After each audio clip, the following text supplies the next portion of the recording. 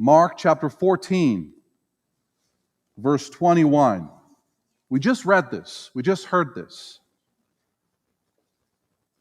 The Son of Man, this is Jesus' words, the Son of Man indeed goes just as it is written of him. But woe to that man by whom the Son of Man is betrayed.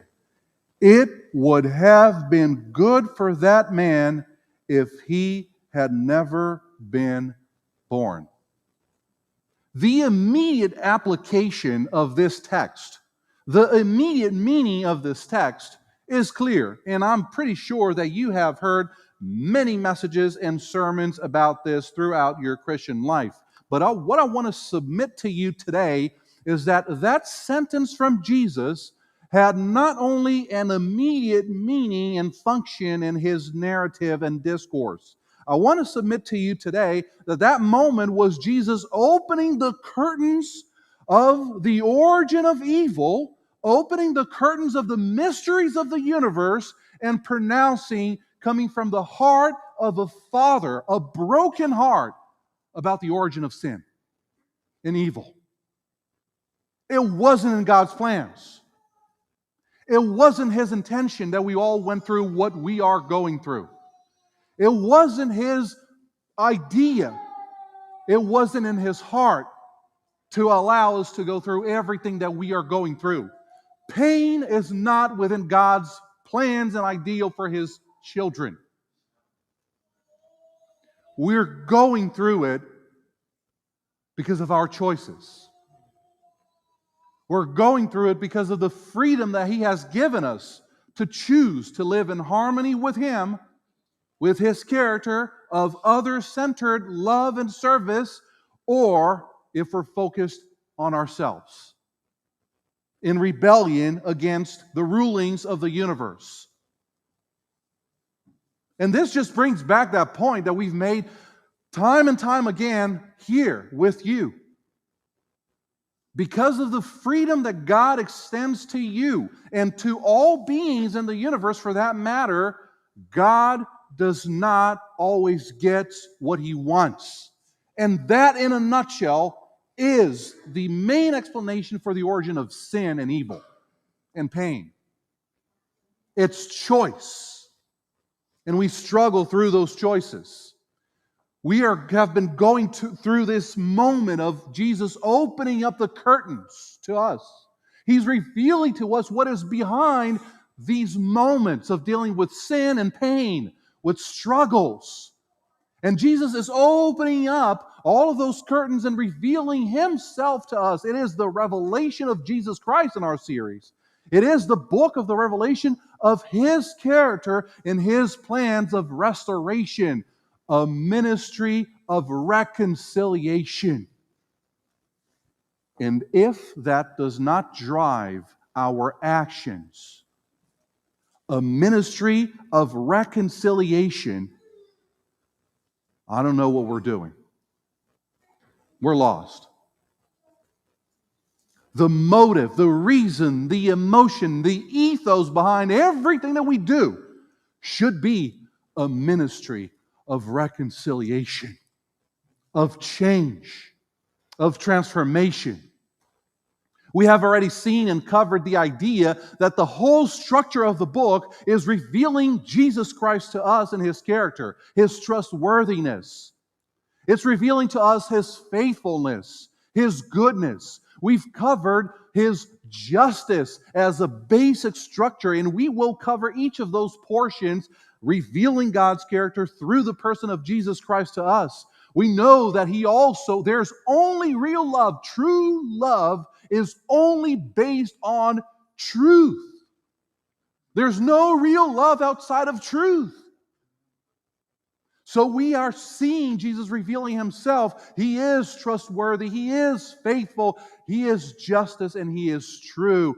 And the summation of His character, by which all other realities overflow, is the weapon by which evil will be overcome in the end. And what is that weapon? God's love. God's love, God's transforming power to humble us despite of our mistakes, or in sight of our mistakes, in sight of our pride, in sight of our puffness. He humbles us. We are humbled in His presence, but at the same time, He is that kind of Father that picks us up and tells us, you are my loving child, and I want to change you. I want to transform you simply because your choices are self-destructive. I want to give you a better future. I want to give you a better present. Let me into your life. Love is God's way of overruling sin, and He's revealed that at the cross, that we're reminding ourselves of that ourselves today. We have covered already those portions of the book, and we stopped right here in dealing with the transition of the last three portions and identifying the book of Revelation, Jesus being the larger picture. He is the emphasis of the book of Revelation in each portion. And we stopped right here at the judgments of Christ. And then the following portion from chapters 11 through 13, we have a revelation of the rivals to the sovereign Lord. The rivals. In the book of Revelation, you have the clear, distinctive notion that is shared with us that the Father, Son, and Holy Spirit are constantly, intentionally involved in your salvation. Father, Son, and Holy Spirit, from the beginning till the end. But at the same time, we are revealed to the rivals to that salvation. The rivals are the dragon and two beasts, a false, counterfeit trinity. And we're going to dive into that, try to understand and identify what is the mindset, what are the systems, what are the tools and the strategies that are used by those rivals of the sovereign Lord. But guess what? Despite of the dispute, the Lord is still sovereign. He's not shaken on His throne. He's not menaced. He's not afraid of the challenge. He comes. He shows up as Lord of Lords, King of Kings. And His first order of business is to kneel before His children and wash their feet. Because through love, He draws everyone to Himself. Through service. Then we, in the next portion of the book, and we will study, once again, each of these portions in our following episodes, the vengeance of the glorious deliverer. You'll see from chapters 14 through 19, visions of the end of the time of tribulation, the time of trouble, deliverance from death, final destruction in the last days, pouring of the seven bowls, which are the moment of executive judgment. God will bring judgment. If you've been alive for 50, 60, 70, 80 years, many times you have run across the question, why is there so much injustice and where is God? Well, He will definitely show off in a clear way to the whole world and universe in executive justice.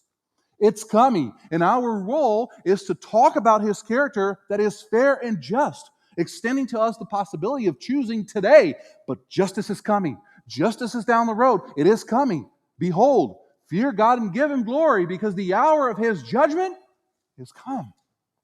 And we will learn, we'll dive into that message, which is a message of hope, a message of vindication, but also a message of transformation. And then finally, the last portion of the book, visions of Christ's reign with the faithful, with His children, sons, and daughters. A reign that He will share. Obviously, right? You would think of every king and conqueror that as he wins the victory, guess who's going to be in charge? Guess who's going to be in power? Well, our God is a God who shares in power. He shares in authority. He's humble, He's good, He's wise. That's how His love manifests itself in the ruling of the universe. He shares governance. He shares the ruling of the universe. That puts our social pyramid mindset, Babylonian by the way, upside down. all upside down. The more power and influence I have, the safer I'll be, right? For God, it's the opposite. The more I share, the more authority will be embellished, will be sustained, will be attractive. People will know his character in a clear way, in a definite way. And you get to the end of the age, of this age and stage of the great controversy, the great conflict on this earth with Jesus, our coming King.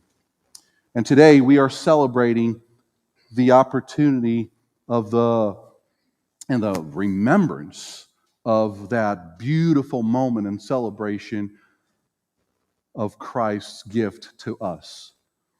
The cross is the ultimate celebration. It's the ultimate remembrance, religious ceremony that we are able to do and perform according to his will for us to be reminded who our God, the God we serve, is.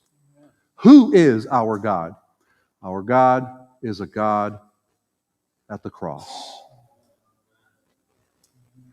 Who is our God?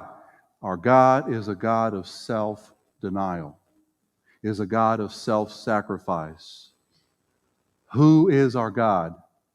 Our God is a God that reigns victory over death and resurrects. Amen. He has all of the power, all of the glory, and deserves all of the praise. Amen. He took your place. He took your sufferings. And now we'll remind ourselves of that sacrifice, and we'll be invited to be like our Father once again.